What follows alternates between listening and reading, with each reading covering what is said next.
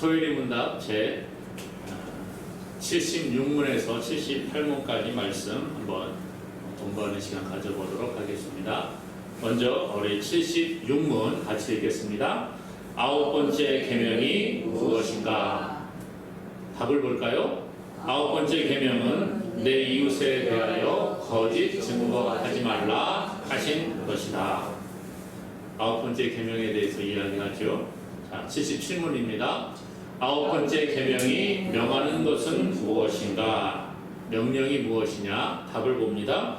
아홉 번째 계명이 명하는 것은 특히 증거할 때에 피차 진실함과 또 우리와 이웃의 명예를 보존하며 증진하게 하라는 것이다. 그 다음 78문입니다. 아홉 번째 계명이 금하는 것은 무엇인가? 답을 볼까요? 아홉 번째 계명이 금하는 것은 무엇이든지 진실함에 해대는 일이나 혹은 이웃의 명예를 보존하며 증진하게 하라는 것이다. 네, 오늘은 아홉 번째 계명입니다. 아홉 번째 계명, 10계명의 제 아홉 번째 계명. 갈수록 세상은 진실보다는 거짓을 말하는 것에 익숙해지는 것 같습니다. 사람들이 거짓말을 안 하고 산다. 그럼 얼마나 좋겠습니까마는 거짓을 말하지 않는 사람은 없는 것 같습니다. 그런데 성경은 우리에게 거짓이 아니라 진실을 말할 것을 이야기해 주고 있지요. 특히 이 아홉 번째 계명은 거짓 증거를 하지 말라 이렇게 가르쳐 주고 있습니다. 거짓 증거, 거짓말을 하는 것은 어떠한 상황에서도 다른 죄보다 더 악할 수 있다라고 그렇게 가르쳐 주는 것 같습니다. 아홉 번째 계명, 거짓말 하지 말라, 거짓 증거하지 마라 그렇게 이야기하는데 오늘 이 거짓 증거하지 말라는 말씀을 중심으로 우리가 하나님의 그 명령을 한번 나누어 보고자 합니다. 먼저 하나님께서는 진실하신 하나님이 되심을 성경은 이야기해 주고 있습니다. 우리가 믿는 그 하나님은 거짓이 없는 하나님이시지요. 사람은 거짓말하고 속이는 일을 잘합니다. 그러나 하나님은 거짓이 없습니다. 디도서 1장 2절에 보면 하나님을 가리켜 거짓이 없으신 하나님이라 그렇게 이야기해 주고 있고요. 시편 기자도 하나님을 향하여 진리의 하나님이라, 진리, 거짓이 없는 진리의 하나님임을 시편 31편 5절은 이야기해 주고 있습니다. 하나님은 진실하신 분입니다. 그분이 진실하시기에 하나님은 거짓을 말하지 아니하신다는 거예요. 아니, 거짓을 말할 수 없으신 분이 바로 하나님이라는 거예요. 거짓은 진리이신 하나님의 그 성품과 일치하지 않는다는 거죠. 왜냐하면 사탄만이 거짓의 아비이기 때문이라는 거예요. 하나님은 진리가 되시고 사탄은 거짓의 아비라고 성경은 가르쳐주고 있지요. 예수님 그러십니다. 요한복음 8장 44절 같이 읽어볼까요? 너희는 너희 아비 마귀에게서 났으니 너희 아비의 욕심대로 너희도 행하고자 하느니라. 그는 처음부터 살인한 자요 진리가 그 속에 없으므로 진리에 서지 못하고 거짓을 말할 때마다 제 것으로 말하나니 이는 그가 거짓말쟁이요 거짓의 아비가 되었음이라. 마귀는 그 속에 진리가 없고 그 진리에 서지도 못한다. 거짓을 말할 때마다 제 것으로 말한다. 왜요? 거짓말쟁이니까요. 사탄은 거짓의 아비가 되고 하나님은 진리의 하나님이 되시기 때문에 전혀 다른 성품을 가진다는 것입니다. 자녀는 부모를 닮아간다 그런 이야기를 많이 하지요. 부모의 모습을 닮아가고 부모의 성품을 닮아갑니다. 성격과 습관까지 닮아가는 것을 봅니다. 그래서 예로부터 이 결혼할 때에도 가문을 보는 풍습들이 있었는데 가문을 따지고 그 부모가 어떤 성품을 가졌느냐 이런 것을 따지는 경우들을 종종 보게 됩니다. 왜 그럴까요? 부모를 자녀가 닮아가기 때문에 부모를 보고 가정을 보고 그러는 것 같습니다. 부모의 모습을 보고 사람의 됨됨이를 파악을 하게 되고 집안을 보면서 그 사람의 인격, 앞으로 또 어떤 삶을 살아갈 것인가를 조금 예측해 보기도 하는 것 같습니다. 오늘 우리가요, 하나님의 자녀라 성경은 그렇게 말합니다. 예수님을 구주로 고백한, 그리스도로 고백하고 나의 구주, 나의 하나님으로 영접한 사람들은 하나님의 자녀가 된다 그랬어요. 그렇죠? 예수님을 믿는 자는 하나님의 자녀가 되는 권세를 주셨다 그렇게 말하잖아요. 그래서 예수님을 믿는 오늘 저와 여러분들은 하나님의 자녀인 줄로 믿으시기 바랍니다. 하나님을 아빠, 아버지라고 부를 수 있는 특권이 우리에게 주어진 거예요. 그러므로 오늘 우리는 이 부모이신, 아버지이신 하나님을 닮아가는 자가 되어야 한다는 것이지요. 하나님의 진리의 성품을 닮아가라고 성경은 가르쳐 주고 있습니다. 예수님께서는 길이요 진리요 생명이 되시는데 예수님과 연합한 자들이 하나님의 자녀, 하나님의 백성들이거든요. 그러므로 예수님은 진리가 되시기 때문에 예수님과 연합한 오늘 우리들도 진리의 영이신 그 주님을 닮아가게 되는 것입니다. 이것은 내 힘이 아니라는 거예요. 내가 진리이기 때문에 세상 가운데에서 거짓을 행하지 않고 진리가 나타나는 것이 아니라 우리 안에 계신 주님이 진리가 되시기 때문에 주님의 성품이 우리 안에서 나타나게 된다. 그렇게 성경은 가르쳐 주고 있습니다. 그래서 마태복음 5장 48절에 주님은 이렇게 말합니다. 그러므로 하늘에 계신 너희 아버지의 온전하심과 같이 너희도 온전하라. 하늘에 계신 우리 아버지 하나님이 온전하신 분이기 때문에 우리도 온전한 자가 되라는 거예요. 그러므로 하나님이 진리이시기에 하나님의 자녀가 하나님의 성품인 진리를 닮아가고 하나님의 온전하심을 닮아가는 것, 이것이 바로 오늘 우리에게 가르쳐주고 있는 교훈이라 그렇게 말할 수 있습니다. 그러므로 오늘 우리는 성령의 도우심을 따라서 날마다 하나님의 성품을 닮아가는 자가 되기를 간절히 소망합니다. 또 오늘 이 9번째 계명의 명령은 거짓을 말하지 말라는 것입니다. 우리가 하나님의 자녀라 그렇게 아까 얘기했잖아요. 하나님의 자녀면 하나님의 성품을 닮아가는데 하나님의 성품은 거짓이 아니라 진리라 그랬어요. 그러므로 우리가 마귀의 종으로 살아갈 때는 거짓을 말할 수 있었지만 하나님의 자녀가 되면 이 마귀의 성품을 버려야 함을 성경은 가르쳐 주고 있습니다. 하나님은 원래 사람을 창조하실 때에 하나님의 백성, 하나님의 자녀로서 하나님을 찬송하는 그러한 존재로 우리를 만드셨다는 것이죠. 거짓을 말하는 게 아니라 하나님을 찬송하는 자. 그래서 이사야 43장 21절을 말합니다. 이 백성은 내가 나를 위하여 지었나니 나를 찬송하게 하려 하느니라. 하나님을 찬송하기 위해 우리를 지었다는 거예요. 그런데 아담이 하나님 말씀에 불순종함으로 타락하였지요. 죄가 세상에 들어옵니다. 그리고 세상 가운데 찬송이 아니라 저주와 거짓이 나오게 되었다는 거예요. 아담이 범죄한 다음에 아들을 낳습니다. 큰아들을 낳고 가인이라, 또 동생을 낳고 아벨이라 그렇게 이름을 지었어요. 그런데 가인과 아벨이 이제 하나님 앞에 제물을 드리게 됩니다. 가인은 농사하는 자이었기 때문에 자기의 소산물을 가지고 하나님께 드렸고, 아벨은 양을 치는 자였는데 양의 첫 새끼와 그 기름으로 가장 좋은 것들로 하나님께 드리게 됩니다. 그런데 하나님께서 이 가인과 그의 제물은 받지 않으시고 아벨과 그의 제물을 받으셨지요. 이것을 보고 가인이 화가 막 났어요. 그리고 아우를 쳐 죽이게 됩니다.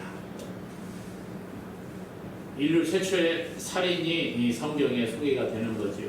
그리고 난 다음에 하나님이 가인을 찾아갔습니다. 그리고 가인에게 물어보는 거예요. 가인아, 내 아우 아벨이 어디 있느냐? 이미 하나님은 알고 계셨어요.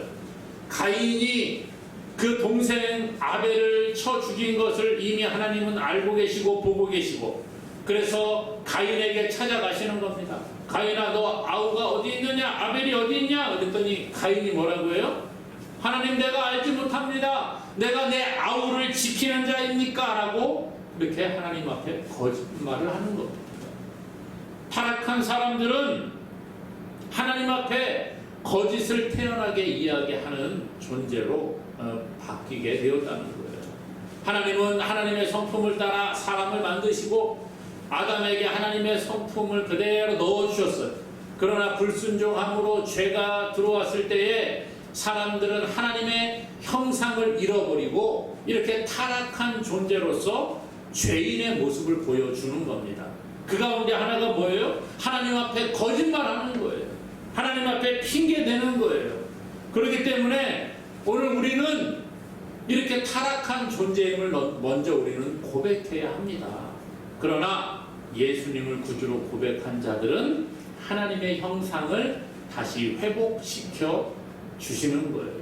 물론 우리가 이 땅의 삶을 살아갈 때에 육신을 가지고 살아가기 때문에 완벽하지가 않습니다. 하나님의 형상을 지금 회복하는 것이 완벽하지 않아요. 그러기에 우리가 할 일은 뭐냐? 성령의 도우심을 구하고 말씀대로 우리의 삶을 바꾸어 나가는 훈련 과정이 필요하다는 겁니다. 끊임없이 주님 오시는 그날까지 훈련해 나가는데 특별히 성경 오늘 9번째 계명은 우리에게 거짓을 말하지 말라고 가르쳐 주고 있어요. 거짓을 금하고 있다는 거죠. 그래서 성경은 수많은 곳에서 우리가 거짓말하지 말라 말합니다. 대표적인 거 몇 개 한번 살펴보면요. 출애굽기 23장 7절에 거짓 일을 멀리하며 무죄한 자와 의로운 자를 죽이지 말라. 나는 악인을 의롭다 하지 아니하겠노라. 그랬어요. 거짓 일을 멀리하라. 거짓말하는 것뿐만 아니라 거짓된 일들을 멀리하라. 그렇게 이야기해요. 레위기 19장에는 보면 11절 12절에 이렇게 말합니다. 같이 읽어볼까요? 너희는 도둑질하지 말며 속이지 말며 서로 거짓말하지 말며 너희는 내 이름으로 거짓 맹세함으로 내 하나님의 이름을 욕되게 하지 말라. 나는 여호와이니라. 오늘 읽은 말씀이지요. 도둑질하지 말고 속이지 말고 서로 거짓말하지 말아라. 거짓 맹세도 하지 말아라. 하나님의 이름으로 거짓 맹세하는 거 다 거짓말이라는 거예요. 거짓을 말하는 것은 하나님의 이름을 욕되게 하는 것이다. 그렇게 이야기해 주고 있어요. 오늘 그러므로 우리가 거짓말하는 게 얼마나 큰 죄인가를 기억해야 합니다. 이 거짓말하는 자들에 대한 심판을 또 성경은 이야기합니다. 요한계시록에 보면 하나님의 심판을 이야기하는데 이런 얘기예요. 계시록 21장 8절에 그러나 두려워하는 자들과 믿지 아니하는 자들과 흉악한 자들과 살인자들과 음행하는 자들과 점술가들과 우상숭배자들과 거짓말하는 모든 자들은 그렇게 거짓말하는 모든 자들은 불과 유황으로 타는 못에 던져지리니 이것이 둘째 사망이라. 하나님의 징계가 있다는 거예요. 요한계시록 22장 15절은 말합니다. 개들과 점술가들과 음행하는 자들과 살인자들과 우상숭배자들과 및 거짓말을 좋아하며 지어내는 자는 다 성 밖에 있으리라. 성, 하늘의 거룩한 성, 그 예루살렘 성 밖에 있게 될 것이다 라고 말해줍니다. 어떤 사람이요? 마지막에 거짓말을 좋아하며 지어내는 자. 거짓말하는 거 좋아하고 거짓말을 막 지어내고 그거 다 잘못된 겁니다. 하나님 기뻐하지 않는다는 거예요. 그러므로 오늘 우리는요, 이 거짓을 말하지 않도록 조심하는 것이 필요합니다. 거짓을 말함으로 다른 사람에게 상처를 주고 형제를 이간질하는 것 하나님이 기뻐하지 않는다는 거예요. 사람들은 때로는 선의의 거짓말은 괜찮다 이렇게 말하는 사람들도 있습니다. 그렇죠? 선의의 거짓말 듣기 좋으라고 그냥 사실은 아닌데 좋게 이야기하는 것들도 있죠. 듣기 좋은 말. 예를 들면 우리 아이들 보면은 다 그냥 예쁘고 귀엽고 물론 그렇습니다만은 가끔씩 보면 정말 예쁘다고 말하기는 좀 그래 그러는 사람 아이들도 있어요. 있는 게 사실이죠. 근데 그냥 듣기 좋으라고 부모님 듣기 좋으라고 막 이렇게 칭찬해 주는 사람들 물론 칭찬이 참 좋습니다. 그러나 정말 거짓을 이야기하면 이건 칭찬이 아니라 도리어 욕이 될 수 있다는 거예요. 예.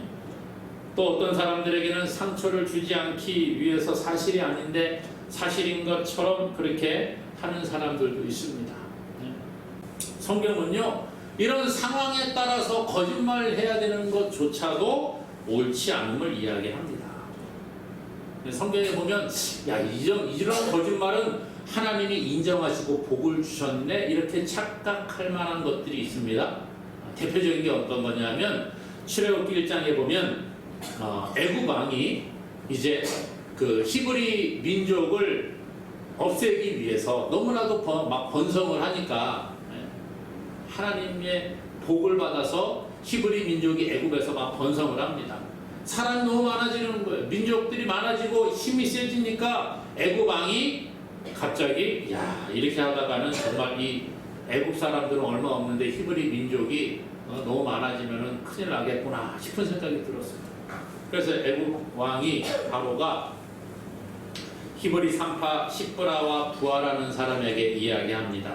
너희도 가서 애기 낳을 때에 가서 애 받아주는데 만약에 아들이 태어나면 죽이고 딸이면 살려두어라 그렇게 명령을 내립니다. 명령. 그럼 어떻게 해야 돼요? 왕의 명령이니까 이제 따라야 되죠. 근데 히브리 산파 시브라와 부하라는 사람이 하나님을 두려워했어요. 그래서 아들이 태어나도 살려두기 시작을 합니다. 아이를 죽일 수가 없잖아요. 그래서 아기가 태어나는데 아들이 태어나도 살리고 딸이 태어나도 살려두는 거예요. 그러니까 애굽 왕이 화가 나서 불러가지고 막 혼을 냅니다. 너 아들을 죽이라 그랬더니만 왜 살려뒀느냐? 그랬더니 출애굽기 1장 19절 20절에 이렇게 말해요. 산파가 바로에게 대답하되 히브리 여인은 애굽 여인과 같지 아니하고 건강하여 산파가 그들에게 이르기 전에 해산하였더이다 하매 하나님이 그 산파들에게 은혜를 베푸시니 그 백성은 번성하고 매우 강해지니라 그랬어요.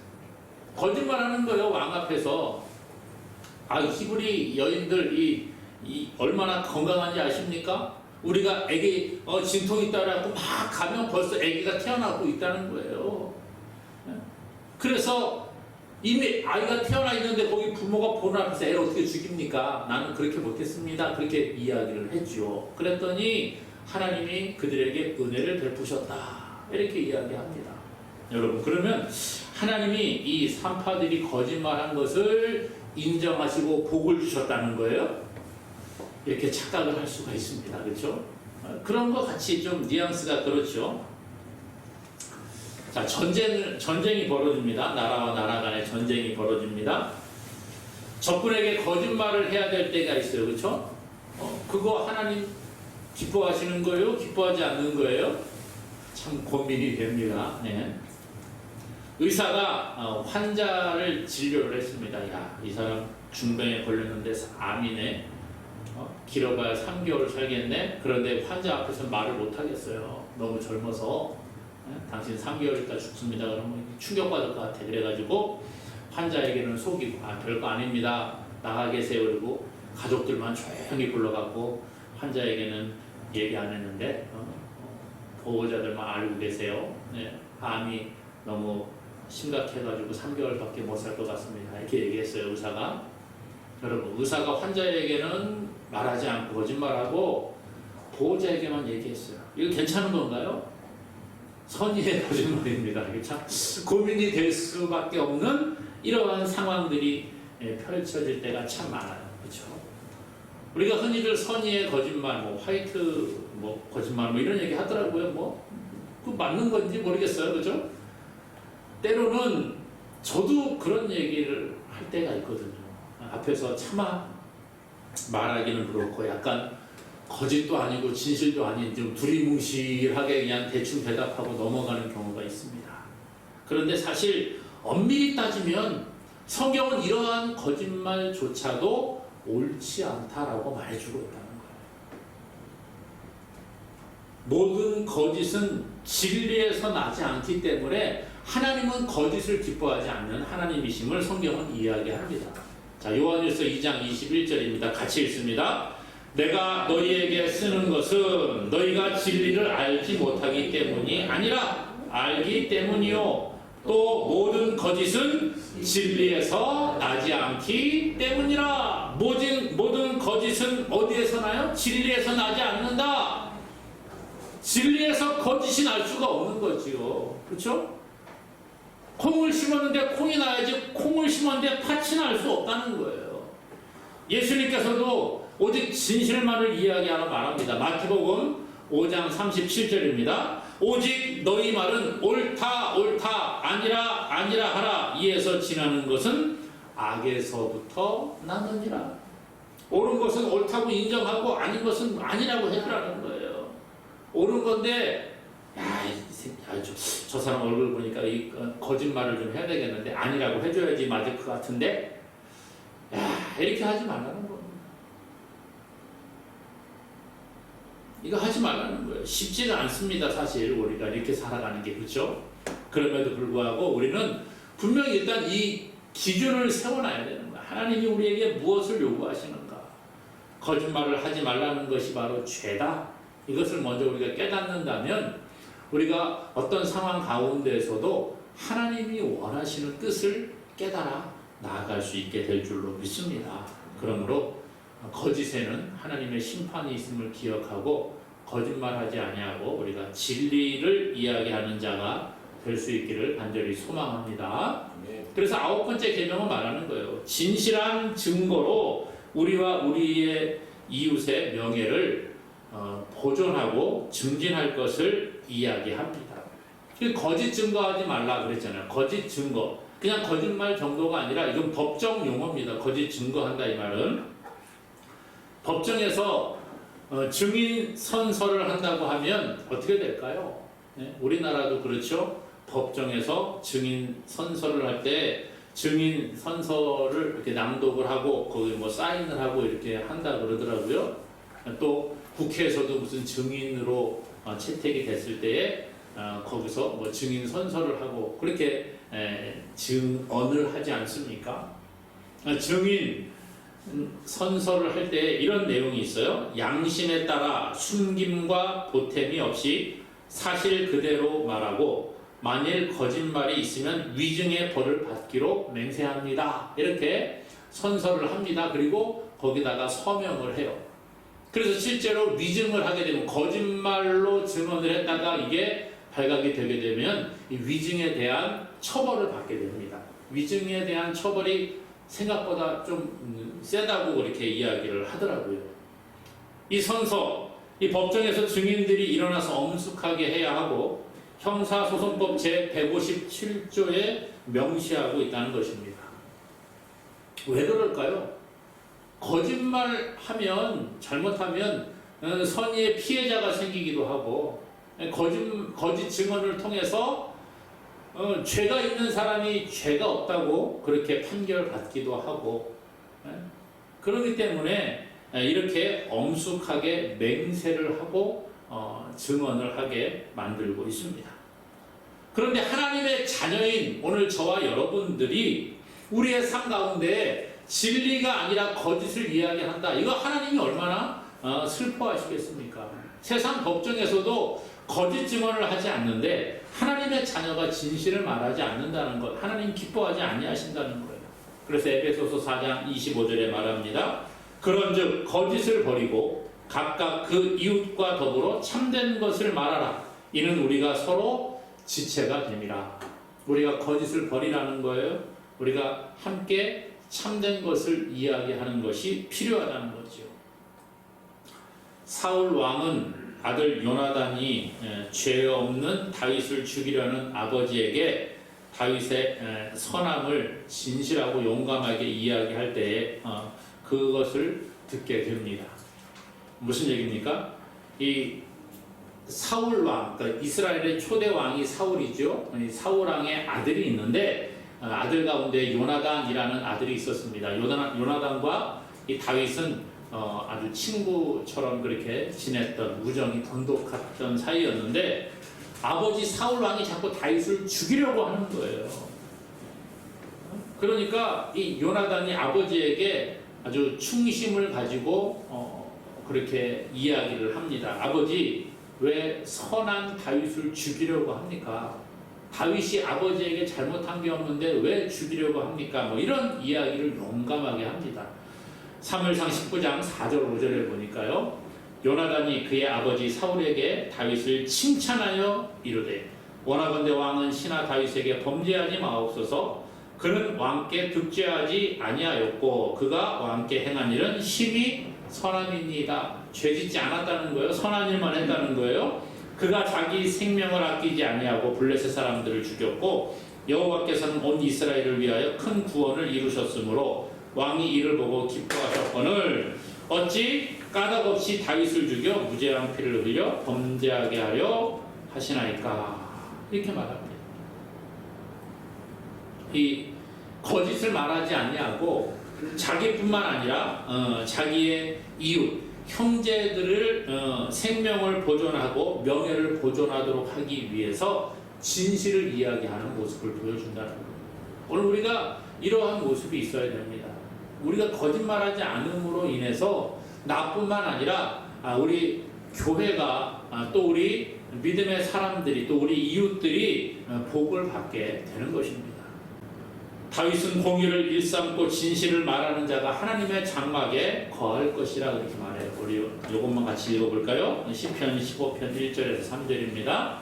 여호와여, 주의 장막에 머무를 자 누구오며 주의 성산에 사는 자 누구오니까. 정직하게 행하며 공의를 실천하며 그의 마음에 진실을 말하며 그의 혀로 남을 허물하지 아니하고 그의 이웃에게 악을 행하지 아니하며 그의 이웃을 비방하지 아니하며. 주의 장막에 머무를 자, 주의 성산에 사는 자, 하나님과 함께 살아가는 자가 어떤 사람이라고요? 정직하게 행하며 공의를 실천한다. 마음에 진실을 말한다. 남의 허물을 말하지 아니한다.